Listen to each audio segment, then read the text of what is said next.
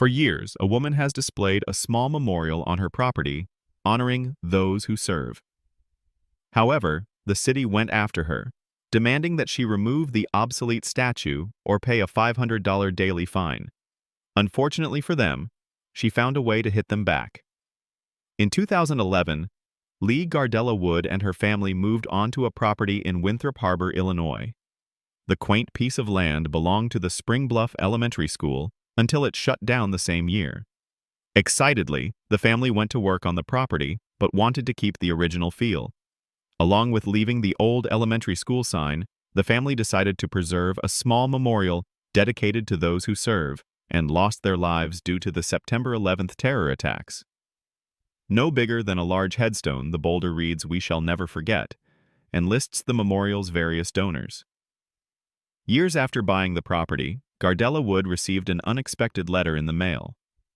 According to WMAQ-TV, Winthrop Harbor City officials used their executive power to order the homeowner to remove the memorial or face a fine of up to $500 per day for what they've determined is an obsolete display. Any obsolete sign shall be removed by the owner, agent, or person having the beneficial use of the building, structure, or lot, upon which such sign is located within 10 days after the cessation of such business or sale of such product that renders the sign obsolete, the letter reads. You will have 14 days from the date of this letter to bring your property into compliance, the letter states, or face a fine of not less than $25 nor more than $500 for each violation and each day's failure to comply. Gardella Wood was shocked that the city would concern itself with her choice of decor on her own property. With time against her, she scrambled for ideas to be able to keep the memorial on her land. I have never heard of a plaque being an issue. There are people who have plaques in their yard all over the place. It is not gaudy, it is not hurting anybody, Gardella Wood said. I think this is needed. We have a lot of people who are veterans.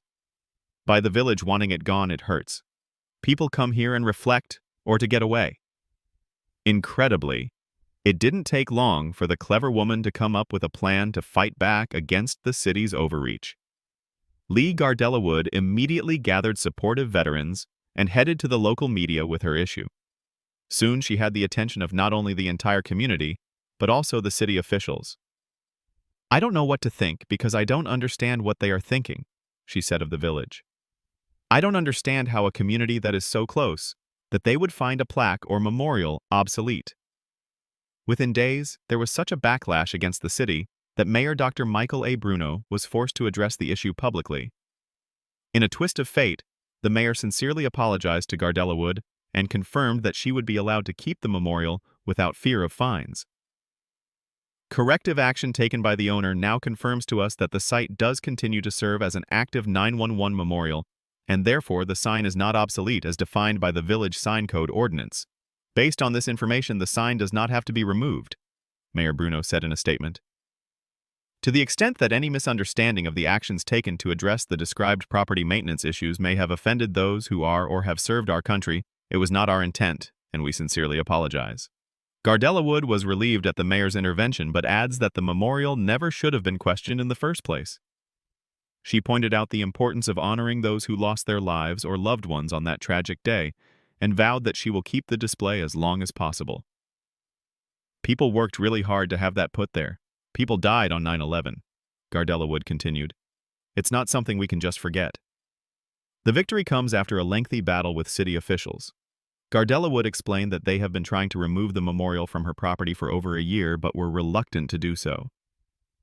Lee Gardella Wood and the community are celebrating their win against the city. Fortunately, the display will remain in her yard, and those who still wish to honor the fallen of 9/11 by visiting the memorial may do so anytime they please.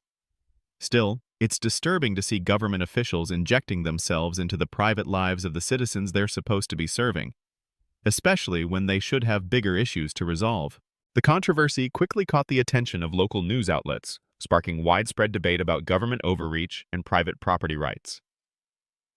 Many residents were outraged that the city was attempting to remove a memorial dedicated to 9/11 victims, arguing that such an action disrespected the memory of those who had lost their lives.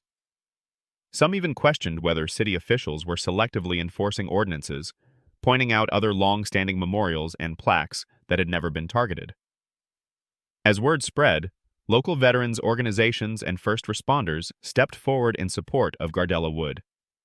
Several veteran groups vowed to stand guard over the memorial if the city attempted to remove it.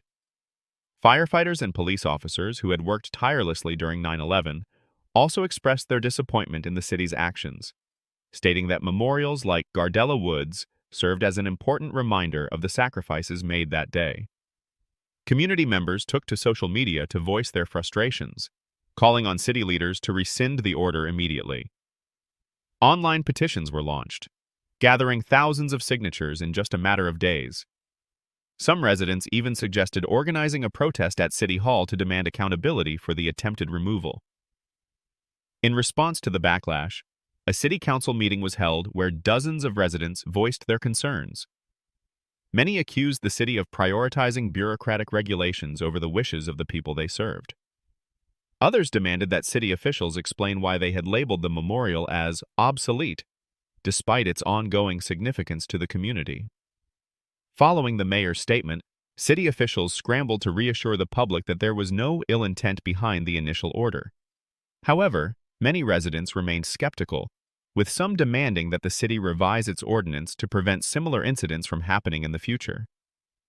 Several council members later admitted that they had underestimated the public's attachment to the memorial and acknowledged that they should have handled the situation differently.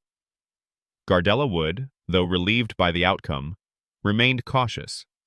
She worried that future ordinances or changes in leadership could once again put the memorial at risk. To ensure its protection, she began looking into options such as registering the site as an official historical marker or dedicating it as a permanent memorial with the support of local veteran groups. Despite the ordeal, Gardella Wood and her supporters took the entire situation as a lesson in civic engagement. The victory reaffirmed the power of community action and the importance of standing up for what's right. What started as an attempt to remove a simple memorial turned into a movement that united an entire town and proved that when citizens come together, they can make their voices heard. In the weeks following the city's reversal, Gardella Wood noticed an increase in visitors stopping by the memorial. Some left flowers, flags, or handwritten notes, while others simply stood in silence, reflecting on the events of 9/11. The controversy had inadvertently reignited awareness, reminding the community why the memorial had been placed there in the first place. Encouraged by the overwhelming support, Gardella Wood began discussions with local veterans and first responders about hosting an annual remembrance ceremony at the site. The idea quickly gained traction, with many offering to help organize an event that would ensure future generations never forget the sacrifices made on that tragic day.